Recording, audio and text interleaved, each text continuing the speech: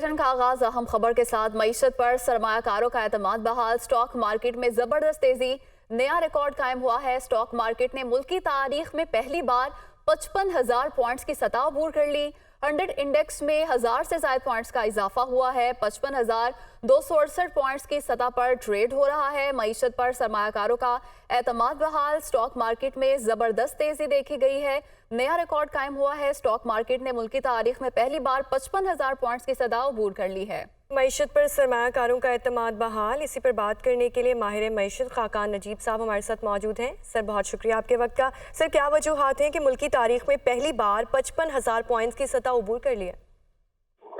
देखिए, इस वक्त चूंकि IMF के साथ जो निगोशिएशंस हैं वो ठीक चल रही हैं, वो वक्त पर आ गए थे, तो फिर प्रॉफिटेबिलिटी अच्छी है।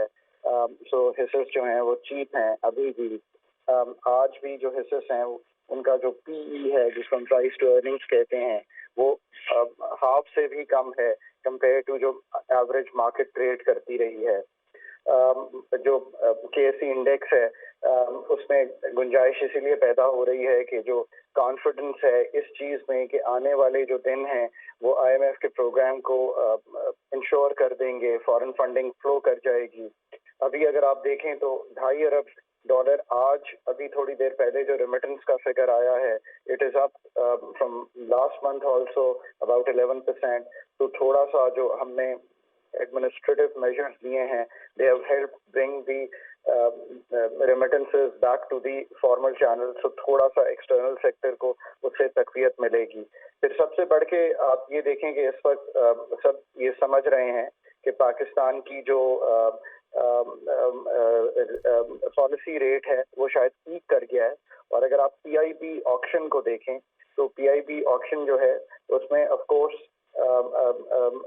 जो बैंकों ने पिच किया है, the rate is much lower than जो पहले होता रहा है। बॉन्ड यील्ड जो हैं वो गिरी हैं और इससे मार्केट को एक तकवीत मिल रही है कि इंटरेस्ट रेट्स शायद पीक कर गए हैं। और इसके अलावा आने वाले महीनों में, और ये बहुत शायद दूर की बात नहीं होगी, कि इंटरेस्ट रेट डाउनवर्ड एडजस्टमेंट जो है वो मुल्क में शुरू हो जाएगी। जो 3-ईयर PIB है वो 4% डाउन है, 21% से वो close to 17% in the last 2 months नीचे आया। एक और चीज जो आई थिंक इस वक्त हमारे बुल रन को तकवीत दे रही है वो ग्लोबल ऑयल प्राइसेस का गिरना है।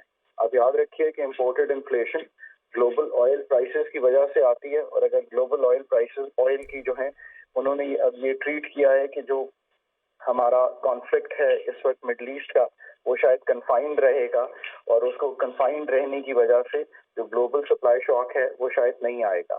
अगर आप इन सब चीज़ों को कंबाइन कीजिए, फिर आप ये देखिए कि जब गैस की कीमतों में रद्दोबदल हुआ तो गैस कंपनी के जो हिस्सेस हैं वो भी थोड़े से इंटरेस्टिंग हो गए। अगर आप इन सब चीज़ों को कंबाइन करें तो आपको एहसास होगा कि एक बुलिश फर्वर जो है वो लोगों में ज़रूर आया है। और अगर डी-डॉलराइजेशन होगी और प्रॉपर्टी में भी जो इंटरेस्ट है वो कम होगा, और आगे आगे चल के ये दिखाई देगा कि प्रॉपर्टी का जो सेक्टर है उसकी टैक्सेशन बढ़ेगी। और तीसरा, गोल्ड का ग्लिटर भी कम होगा। तो मार्केट इज जिसमें अभी तो क्या 3.5 लाख के करीब इन्वेस्टर है, is a genuine option for a wider audience. और आई थिंक ये मार्केट फॉरवर्ड लुकिंग होती है, वो ये सब चीजें जो है उसको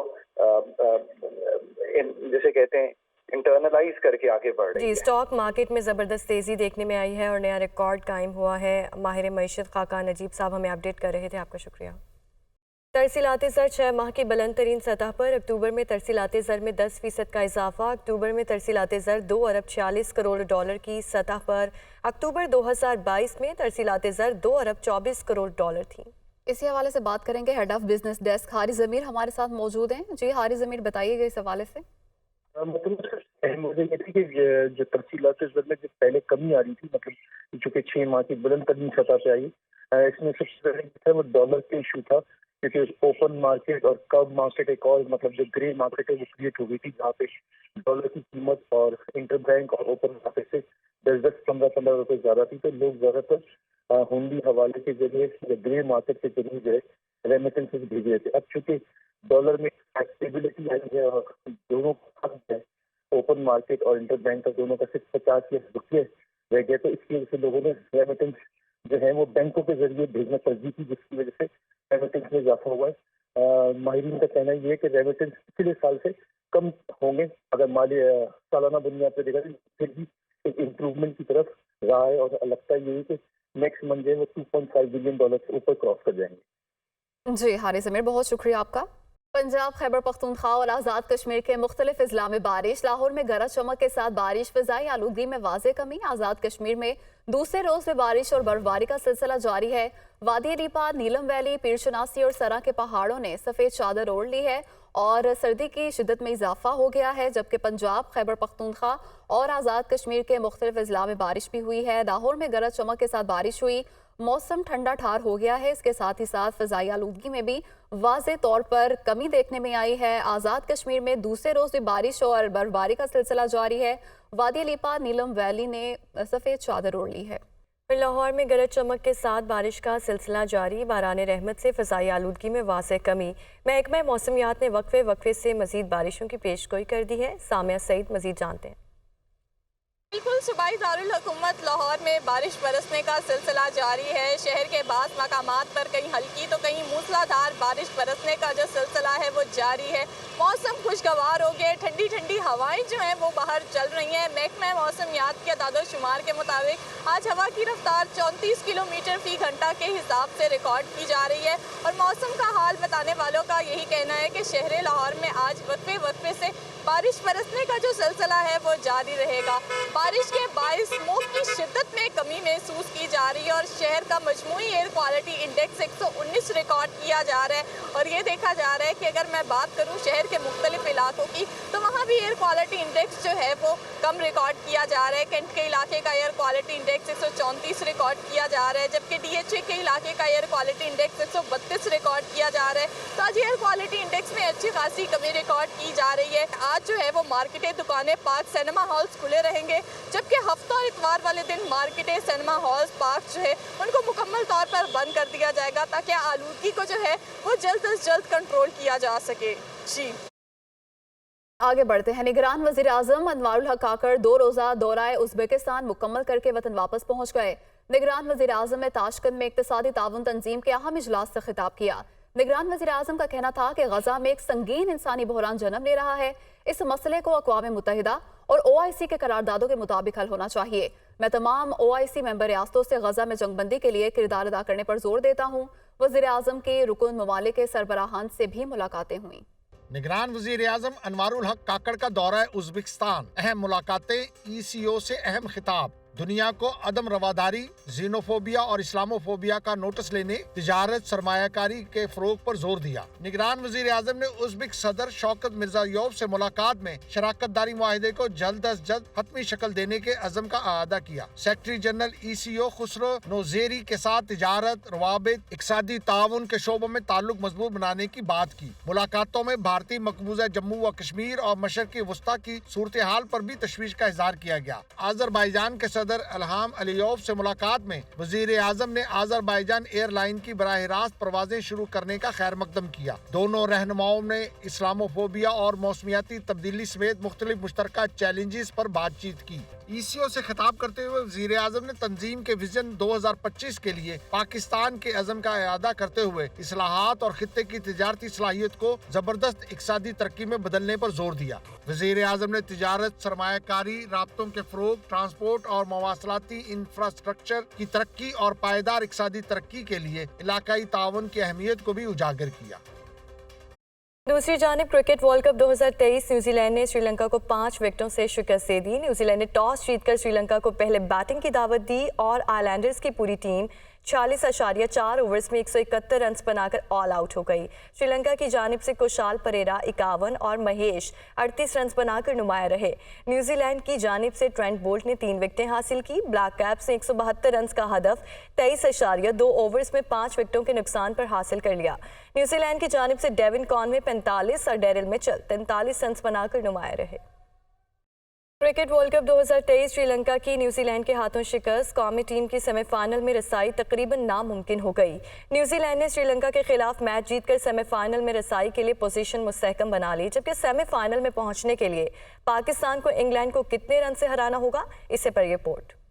श्रीलंका की बदतरीन हार ने पाकिस्तान के सेमीफाइनल में रिसाई के लिए मुश्किलात बढ़ा दी। कीवीज के खिलाफ आइलैंडर्स की बैटिंग चली और ना ही बारिश हुई। कौमी टीम के वर्ल्ड कप के सेमीफाइनल में पहुंचना तकरीबन नामुमकिन हो गया। श्रीलंका के खिलाफ 5 विकेटों से जीतने न्यूजीलैंड की सेमीफाइनल में रिसाई के लिए पोजीशन मजीद मुस्तहकम बना दी है। न्यूजीलैंड 10 पॉइंट्स के साथ चौथी पोजीशन पर विराजमान है। पाकिस्तान ने इवेंट में 8 मैचेस खेले हैं और सिर्फ 4 में कामयाबी हासिल की है। पाकिस्तान अपना आखिरी लीग मैच 11 नवंबर को दिफाई चैंपियन इंग्लैंड के खिलाफ खेलेगा। अगर पाकिस्तान इंग्लैंड के खिलाफ मैच जीत जाता है तो पाकिस्तान के भी 10 पॉइंट्स हो जाएंगे। न्यूजीलैंड और पाकिस्तान के पॉइंट्स बराबर होने पर बात रन रेट पर आ जाएगी, जो कि कीवीज का रन रेट पाकिस्तान से काफी बेहतर है। पाकिस्तान को सेमीफाइनल में रसाई के लिए इंग्लैंड को 287 रन के बड़े मार्जिन से हराना होगा। अगर इंग्लैंड पहले बैटिंग करता है और पाकिस्तान को 150 रन का हदफ देता है तो कौमी टीम को 150 रन का हदफ 3.4 ओवर्स में हासिल करना होगा, जो कि बज़ाहिर नामुमकिन नजर आता है। नून लीग से सियासी इत्तेहाद पर मुशावरत, इसी हवाले से बात करेंगे नुमाइंदा मोहम्मद अशद से। अशद, बताइएगा एमकेएम राब्ता कमेटी का इजलास आज होना है, क्या फैसले होंगे? जी बिल्कुल, देखिए मुत्तहदा कौमी मूवमेंट की राब्ता कमेटी का इजलास आज शाम तलब कर लिया गया है। ये राब्ता कमेटी का जो इजलास है वो पाकिस्तान हाउस में होगा।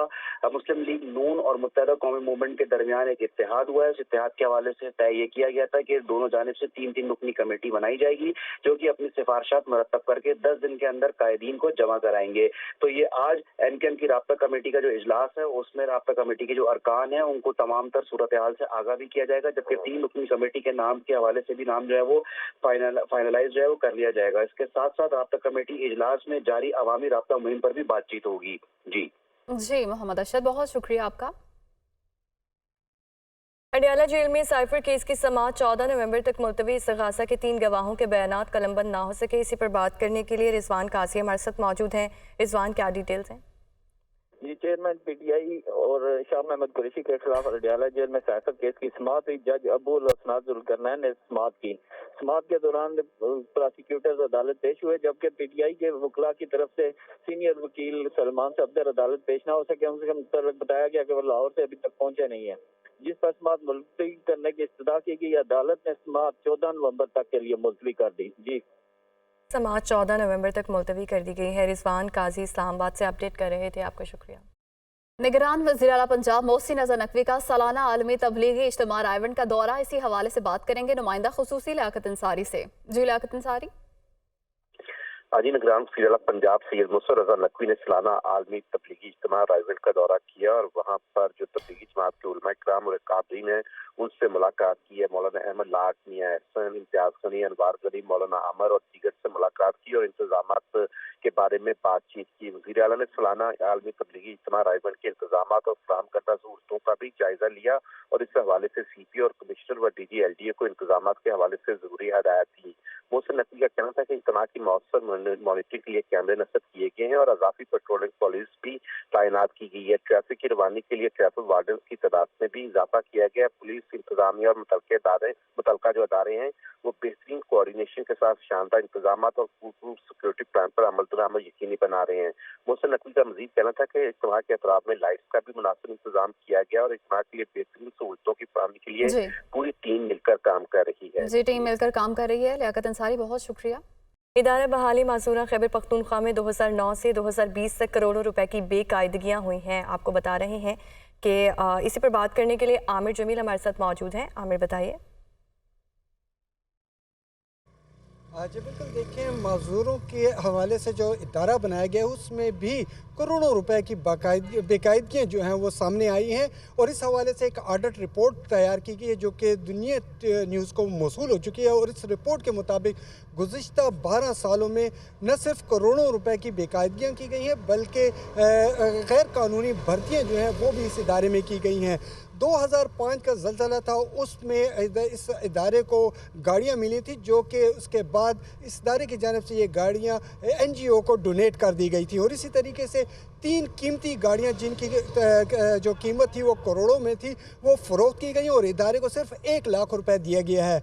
इसके साथ साथ 41,50,000 के करीब जो रकम है वो सिर्फ 9 तलबा में तकसीम की गई है, उनको स्कॉलरशिप इस मद में दी गई है। बजट जारी नहीं किया गया, लेकिन उसके बावजूद भी इस इदारे ने 77 करोड़ से ज़ायद के अखराजात किए हैं, जबकि 9 मुलाजमीन ऐसे हैं जिनको खिलाफ कानून भर्ती किया गया है और 2 डॉक्टर ऐसे हैं जो कि मेरिट के पर नहीं थे और उन्हें भी भर्ती किया गया है। जी ठीक है, आमिर जमील हमें अपडेट कर रहे थे, आपका शुक्रिया।